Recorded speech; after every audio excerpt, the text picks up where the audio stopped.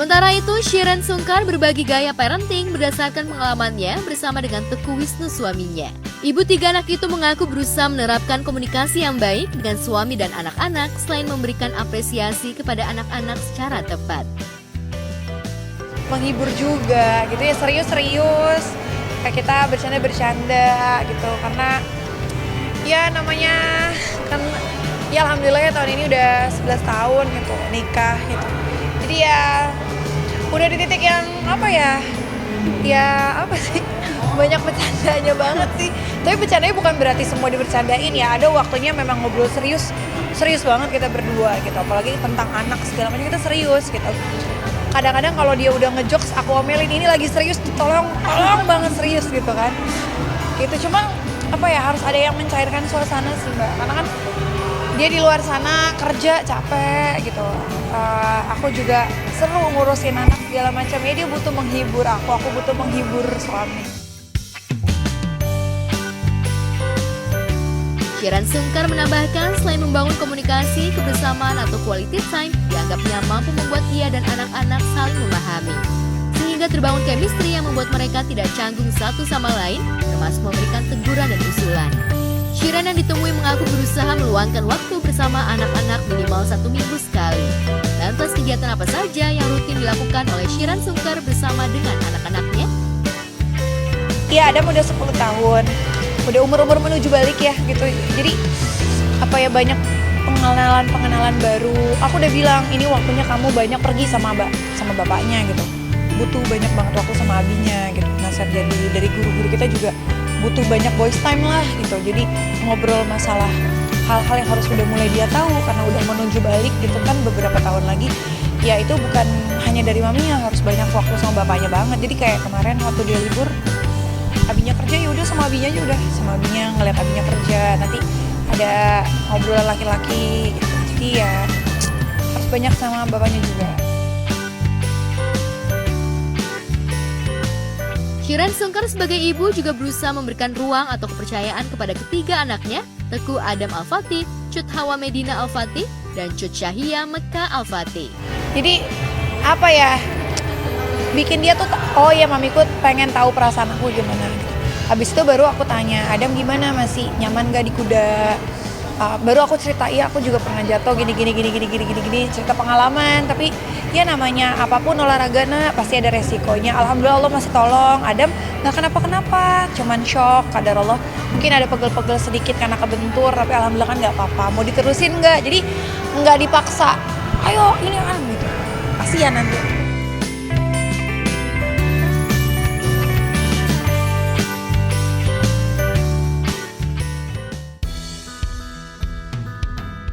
Quality time juga tengah dirasakan oleh Donna Agnesia dan Darius Sinathrya.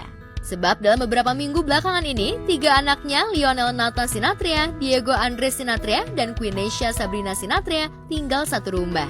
Darius bahkan merasa bangga anak perempuannya mulai dekat dengannya, bahkan beberapa kali berani curhat layaknya anak perempuan kepada bapaknya. Bisa dekat lagi ya, udah suka curhat juga anaknya gitu, dan bisa get along bareng gitu, dan ya senang sih usahanya berbuah hasil. Iya, dan bapaknya mulai lebih protektif sama anak ceweknya. Kalau dia pergi ditanyain mulu deh yang nanyain. Ya apalagi kan kalau kakak-kakaknya bentar lagi berangkat lagi berdua, jadi tinggal Sabrina lagi sendiri di rumah gitu. Jadi ya anak perempuan satu-satunya yang akan stay sama kita sementara ini kurang lebih setahun ke depan gitu kan.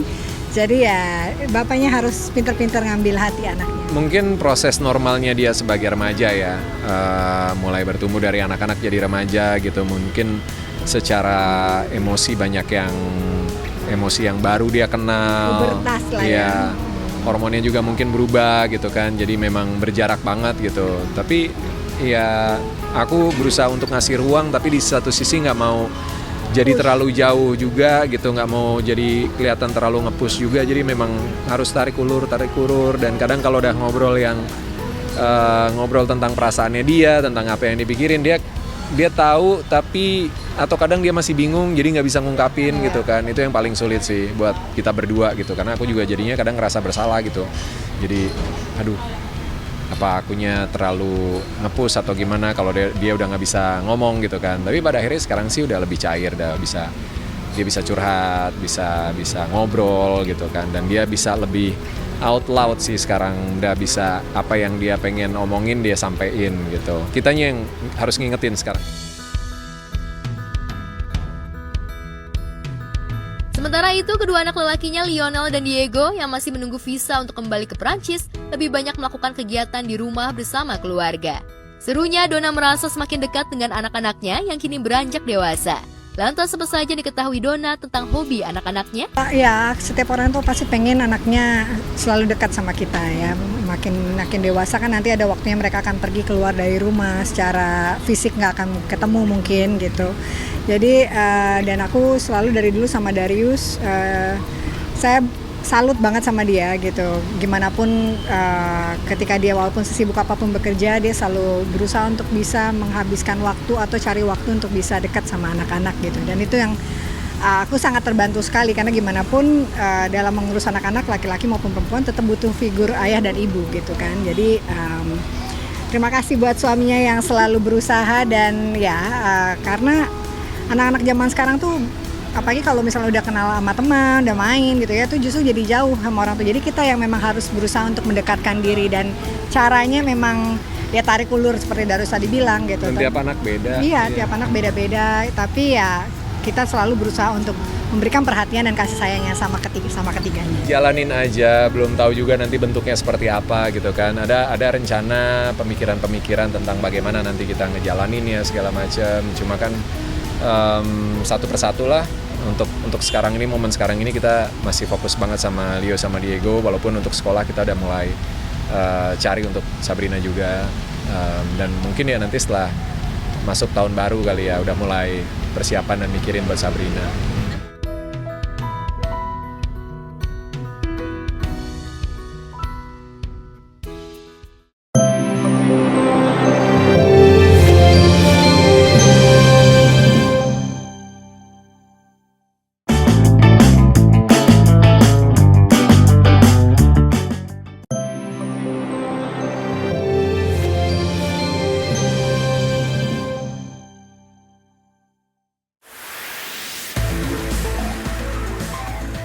Sidang kasus kematian Raden Andante Khalif Pramudityo alias Dante yang digelar di Pengadilan Negeri Jakarta Timur kemarin siang kembali diwarnai drama panas. Ketidakhadiran ayah dan ibunda Dante, Angger dan Tamara Tiasmara, seolah dimanfaatkan oleh pihak terdakwa Yuda Arfandi untuk mempengaruhi jalannya persidangan. Beruntung Angger Dimas yang tengah sakit kolesterol mengutus ayahnya Agus Rianto untuk mengawal jalannya sidang. Sedangkan Tamara yang tak bisa meninggalkan syuting mempercayakan kepada ibundanya, Ristia Aryuni, untuk menghadapi keluarga Yuda yang sering bikin ulah di ruang sidang. Beruntung dalam sidang yang beragendakan mendengarkan keterangan dari saksi ahli, masing-masing ahli kriminolog, ahli poligraf, ahli IT, dan ahli hukum pidana.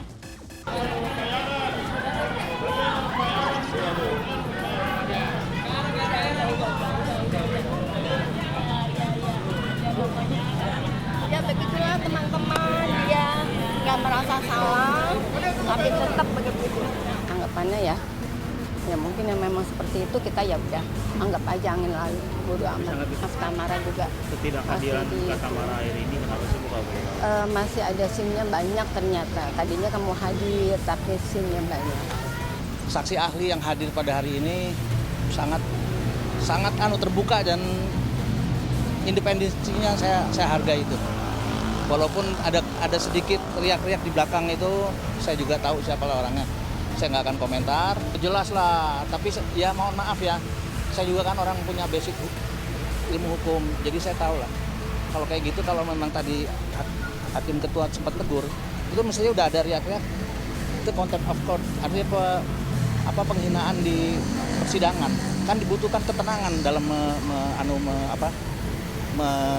berproses. Dari keterangan keempat saksi ahli yang dihadirkan JPU, semuanya menyudutkan posisi Yuda. Terlebih saat ahli poligraf atau ahli uji kebohongan bersaksi, kuasa hukum Yuda sempat emosional karena menganggap saksi ahli tidak independen. Lalu benarkah saksi ahli yang dihadirkan di dalam sidang adalah ahli poligraf dari pihak kepolisian yang pernah memeriksa Yuda di Polres Jakarta Timur? Ya itu sangat tergantung ya, karena Poligraf itu merupakan instansi dari kepolisian. Secara normatif katanya dia mandiri, tetapi secara kejiwaan pasti akan dikendaki penyidik ya akan dipenuhi. Kalau pendapat saya ya, salah satu yang dari Prop itu, ya dari Prop itu. Ahli apa itu, Pak? Ahli pidana. Ketika saya tanya, apakah ini dimaksud fakta? Dia kemana-mana jawabnya. Sedangkan menurut saya fakta itu adalah keterangan saksi. Tahu dia diam dari tadi. Kan CCTV-nya udah terbukti bersalah, tapi tetap dia nggak ngaku bersalah.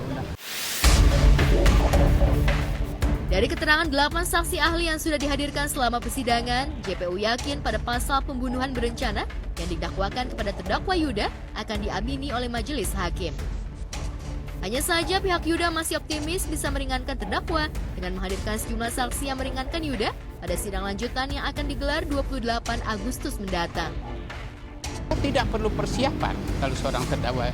Dia terangkan aja apa yang terjadi untuk mengkantar keterangan saksi. Umpamanya berbohong, dikatakan oleh saksi ibu anak korban bahwa pernah diancam melalui chatting tapi dihapus. Padahal chattingan itu bisa dibuka oleh penyidik kalau memang ada. Ada upaya. Saya terus terang aja, ini sebenarnya saya nggak mau cerita, tapi Ngasih uang damai gitu maksudnya. mungkin seperti itu. Mungkin seperti itu orang ya mohon maaf, itu kan saksinya ibunya Tamara sendiri yang ngomong.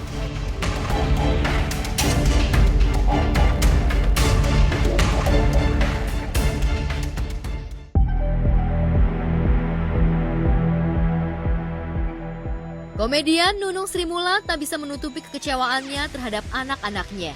Sekian lama disembunyikan dari publik, akhirnya Nunung buka suara terkait sikap anak-anaknya selama ini. Dalam podcast bersama Wendy Cagur, air mata Nunung tak terbendung lagi ketika menyinggung nasibnya di hari tua yang seolah ditelantarkan oleh anak-anaknya.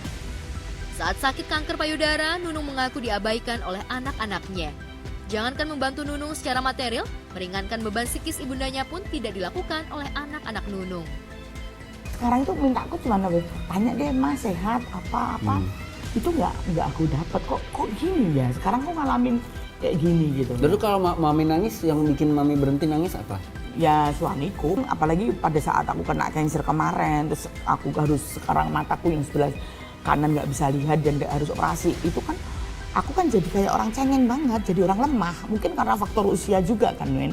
Gitu, Pak. Suamiku bilang, kamu orang kuat, kenapa kamu kok sekarang kamu tuh kayak susah loh ngeluarin air mata, suamiku gitu. Sekarang kamu punya kok nggak ada ya anakku yang ngabarin aku mas sehat atau apa, nggak ada, padahal aku sakit loh yang. Gitu. Selama menjalani pengobatan kanker, Nunung hanya didampingi oleh suaminya, Ian Sambiran. Mereka tinggal di sebuah rumah kontrakan di Bilangan Tebet, Jakarta Selatan. Dari ketiga anaknya, tak ada satupun yang menemani Nunung keluar masuk rumah sakit. Padahal saat dirinya masih sehat, Nunung yang sudah paruh baya tetap harus menjadi tulang punggung keluarga. Bahkan sebelum tersandung kasus narkoba pada 2019 silam, Nunung sempat menampung anak-anak dan cucunya di rumah kontrakannya. Alih-alih ingin diperhatikan dan dirawat anak-anaknya saat sakit dan menua, Nunung justru harus menelan rasa kecewa. Rumah anak-anak keluarga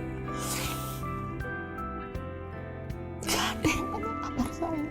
Komunikasi aku yang selalu nanyain mereka sampai ke makanya udah makan belum, aku masih sempet tiap hari aku makan pakai apa, kalau nggak suka pengen makan apa walaupun jauh aku terus ya.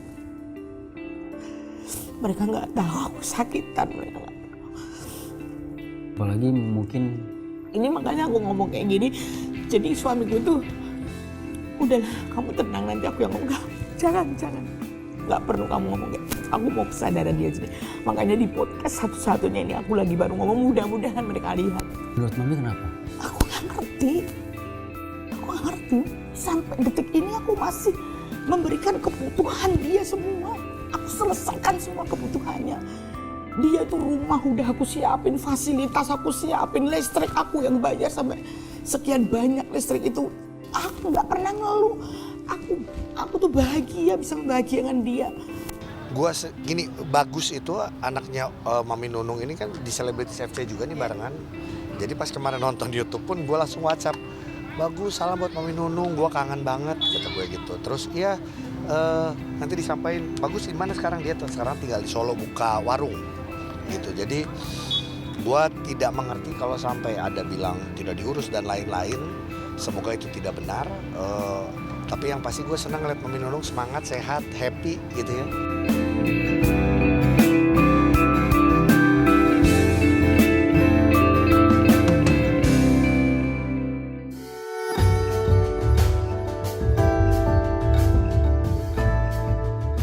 Berbeda dengan Nunung Sri Mulat, aktor Sony Septian merasa semakin dicintai oleh keluarganya pasca dirinya jatuh sakit. Sony yang baru seminggu menjalani recovery di rumah, pasca sebulan dirawat di rumah sakit akibat penyakit penyempitan pembuluh darah otak, merasa bersyukur memiliki istri yang soleha, Fairuz Arafik, serta Kim Faas, anak soleh, yang tak putus mendoakan kesembuhannya. Di Instagramnya, Sony meminta maaf karena telah merepotkan Fairuz. Adik Renzi Milano dan Elma Teana itu pun curhat panjang lebar tentang pengabdian Fairuz sebagai istri. Di mata Sony, spek bidadari di dunia adalah seperti Fairuz. Udah Pak, di sini aja Pak.